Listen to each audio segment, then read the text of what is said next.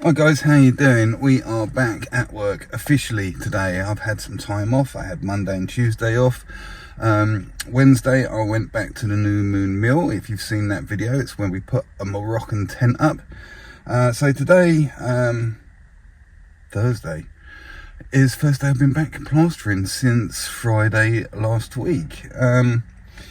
Now, where the New Moon Mill is, it's a little bit rural. And I was driving back yesterday, and there was a sort of like a bit of a smell, and I was thinking to myself, I thought, well, has the farmer's like been putting silage on his fields or something like that? And then I was driving down the road a little bit further, and I thought I could still smell that smell. Where's it? I thought, I know there's water treatments around here. I wonder if they open the gates up or something in this heat or something. Because obviously it's been really, really hot last couple of days. Well, last week or so, and then Monday and Tuesday was really hot, 30 degrees. So then I was thinking to myself, oh, well, do you know what, my oil light has been coming on a little bit lately. Maybe I need to get some oil in. Maybe the engine's getting hot and it's burning and making a bit of a smell, and I was really low in fuel, and it's a diesel in here. I thought maybe some sludge is getting up into the fuel line or something and creating a nasty exhaust smell. Anyway, I drove all the way home and the smell was kind of like still there, and I've got in the van this morning and I'm driving down the road and I thought, oh, do you know what, the smell is still back. There's something wrong with the motor. And so I popped into the garage, fueled up, got some oil, topped the oil up, and I've started coming over to Twyford, and on my here, the old light bulb, I know exactly what that is. It's my PVA tub, isn't it? I filled it up last time I was at work, and of course with the heat, if you add water to it, it smells. It's like a bit of a rotten paint sort of smell, and it only happens if you put water in there, because what happens is the water gets stagnant, doesn't it? Hold on, I'm in a neighbour's parking spot. I'm gonna have to talk to him. So yeah, it was the PVA tub smelling, and I'm quite thankful for that, and it's not something worse than something going wrong with the car. Anyway, shall we get in there and have a look what we've got to do today? It's a really, really tiny little job, and quite a nice one to ease myself back into the work mode. Okay, so here we are inside the room, and as you can see, it's just a tiny, tiny kitchen ceiling, which has previously been artexed with a stipple pattern. The kitchen fitter guy here has been kind enough to give it a scrape back already. He's obviously chopped some bits out and kept the parts and put them back in to get some wires in, because there's spotlights. So we need to get some fibre tape before we do anything else over these joints to try and stop any cracking possibly coming through.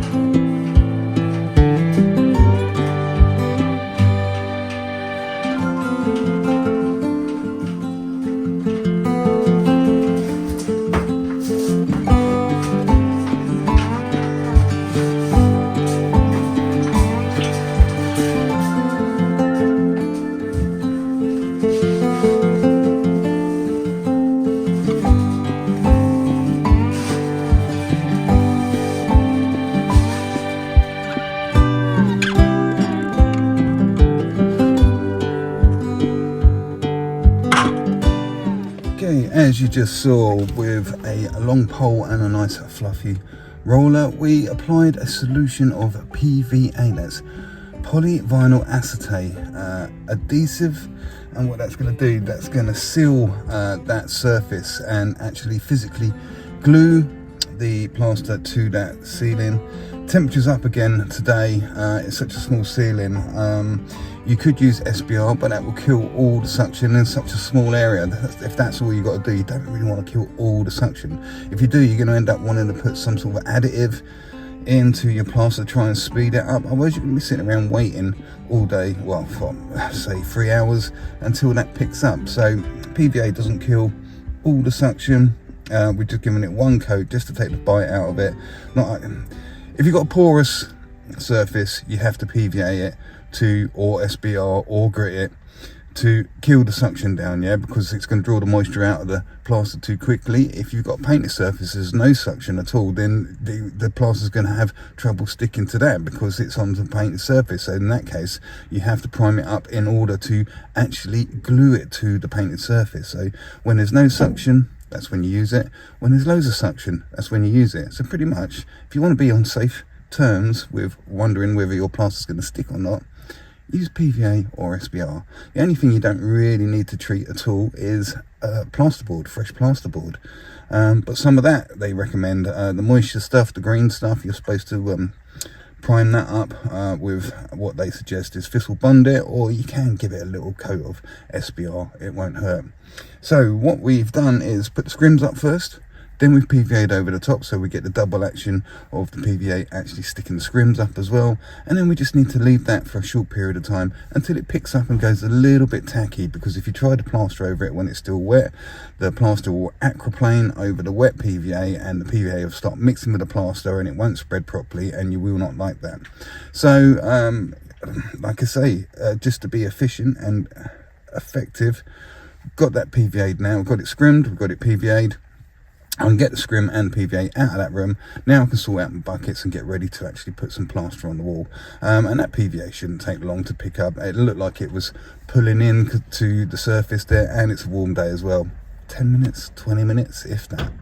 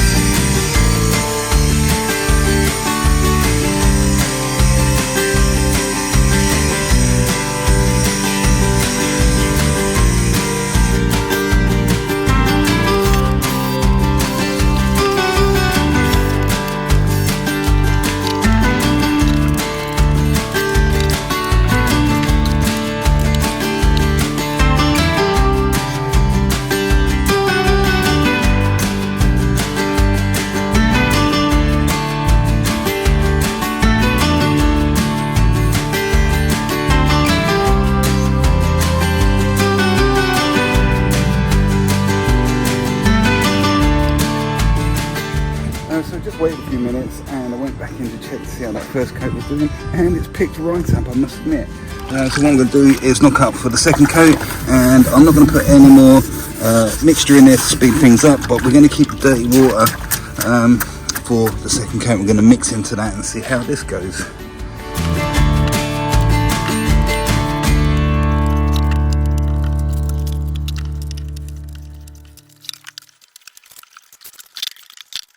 Okay, the kitchen fitter has just left to go to another job and taken his radio and his power tools with him. So now I am able to just have a little chat with you on the video rather than having to narrate over the top of it, which puts so much more time on the editing, but it is what it is. So that first coat did pull in really quick. It was literally 10-15 minutes, if that. Come back, just give a little check. Whoa, we better sort this out. But that's exactly what we wanted for that first coat, because we needed it to take out, hold itself together and start eliminating that bleed through from the pattern of the artex that we went over, because it sags through under its own weight because the surface is so textured. So we can't add more wet weight to that. We can't put the second coat on until that first coat picks up a bit, starts holding itself together. And it did it very, very quickly indeed, using that additive. So now I've just been around and flattened this back in again. A couple of little holes which will come out, they will plane out. That's where the old light used to be. There's a little bit of sag in the scrim that will push up. We'll have a little bit of a look at that later in the day. I'm not lying, I will prove it to you. So yeah, keep an eye on this. We're kind of like in a little bit of unexplored territory using that fast stuff. If you saw on the packet there, it's for this fast stuff, the faster stuff, because you've got the half time for bonding, the extra time for bonding, you've got the half time, I always get confused. You've got the half time for bonding, so we're cutting the time down. Half time for bonding, specifically for bonding. We've got half time for multi-finish, which is 2 sachets per 1 bag of multi-finish, if that bag is 25 kg of powder. So yeah, it's 2 for that. And then if you want to slow it down, it's only 1 sachet per bag of plaster. So we pretty much knocked up just over half a bag of plaster to put this on. It's always hard to guess because of the depth. But yeah, that picked up really quickly. And then I didn't add any more to it, but I washed it around, kept the dirty water to put this second coat on. And really, I should get on and start cleaning my buckets out, because I'm going into one again, chatting to you guys whilst this is all going off. So I need to keep an eye on this, not leave it alone too long, and yeah, get on with what needs to be done, like clean my bucket out before it goes hard in there. Okay, so we're just checking the ceiling out, and it is picking up. Not as fast as that first one, but we're going to start introducing our brushes to the situation. Now, I tend to use these smaller ones because I never really use a corner trowel. So this is a bit more of a substitution from a corner trowel. I tend to use one of these brushes plus the larger, straighter trowels to get the right effect that I'm looking for. So I can use this brush as a tool. And now's the point when we can start really tidying up that internal. And then we're going to bring the straightness to it with the trowel. Give it that little wiggle there. And we can start troweling up the ceiling. Not too much water at this point. It's hard to give timings because it's more of a feel you're looking for, you know, what the floss is feeling like. But generally what you're going to do is come at it in a systematic way, putting a slight little bit more pressure on the back of the trowel. So we've got some residue coming off at the moment. This is quite gritty still, so this can be used, should you find any holes, to fill areas. But we don't want to play with the plaster too much because we'll upset the structure of the depth of the plaster, and you'll start bringing the fats and the smaller particles to the surface, and we don't want that. So when it's wet, don't keep playing with it. Move along quickly and efficiently. Get it looking better. Give it some time to pick up. Then come back and give it another go.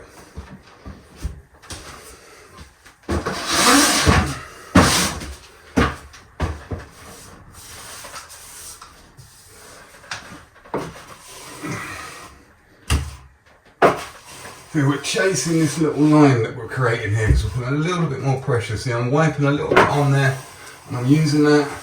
Opening the trowel up slightly, just watching where there might be little trowel marks occurring or little holes here. I don't know if they can come through on the camera. And there's a little depth there, look, I've just noticed. So I can use that and use the straightness of the trowel to start flattening things out.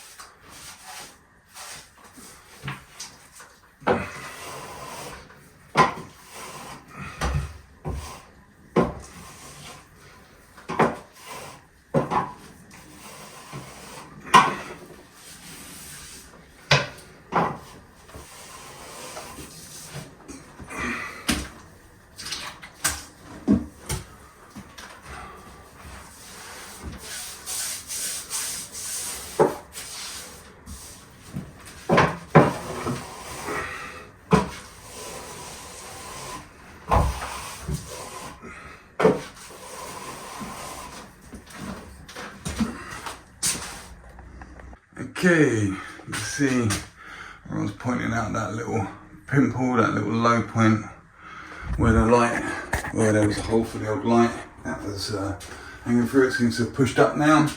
So yeah, I've just given it a second go with my wet brush, and it's pulling in, but nowhere near as fast as that first coat did. Just the half time in it.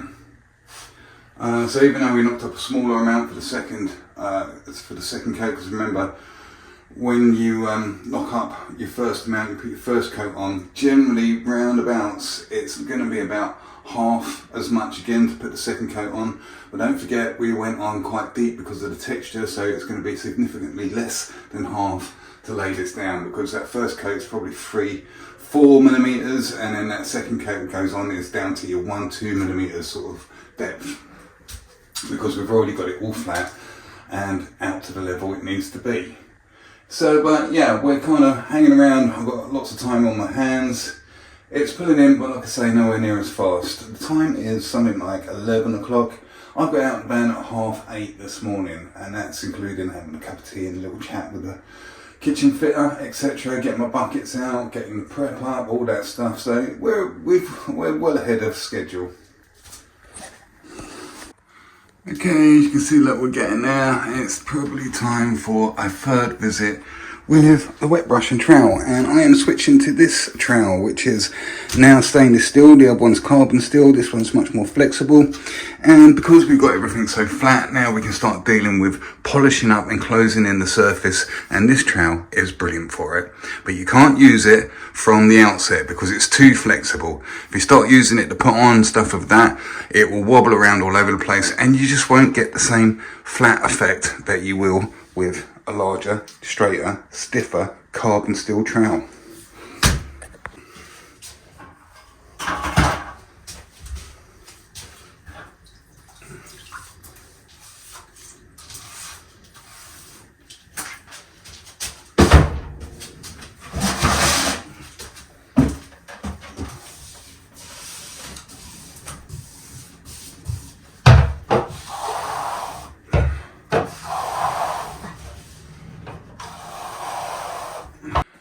Okay, so we just went over it for the third time, and this is the sort of residue that's coming out now. It's just very, very slimy, and really that's not any good for anything.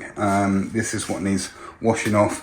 So getting across this tiny little ceiling, I've washed my trowel off about 4 or 5 times, and I've got that pretty much out this little area just here.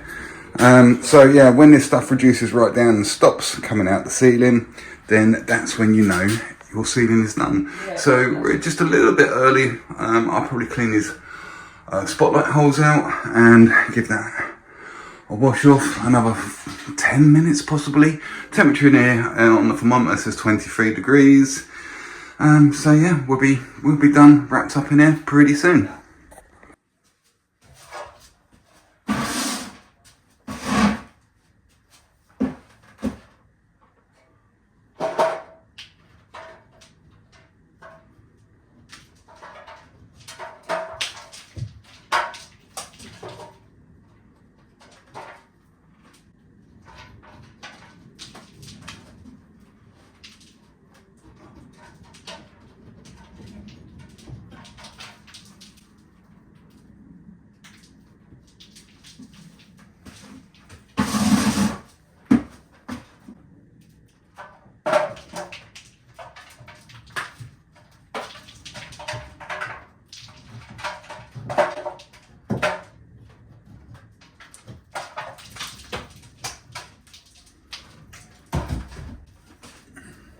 Okay, so there's our fourth visit to the ceiling, and over about half the ceiling, this is the sort of residue we're getting out now, which is literally nothing at all. So we know the ceiling is pretty much done.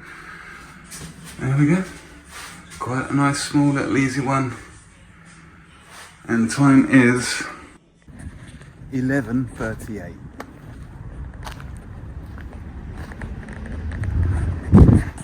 Resist that. There's a fork in the road. Hi guys, thanks for watching that video. That happened yesterday, which was Thursday. Today, Friday. it got warmer today and we did pretty much the same sort of thing but on a much bigger ceiling, and I struggled. I'm going to get on and edit that now. In the meantime, do look at the rest of the playlist. We've got loads of stuff on there now about plastering and some stuff about other things than plastering. If you want to have a chat with me, or you've got any questions about plastering from me, or we've got a Facebook group with me and other plasterers on there called Plaster Master 74. Come on over there. It's a much better place to kind of like engage on rather than just the comment section on YouTube underneath the videos. So yeah, just a short video today. Thanks for watching. Subscribe, like, come over to Facebook. See you later.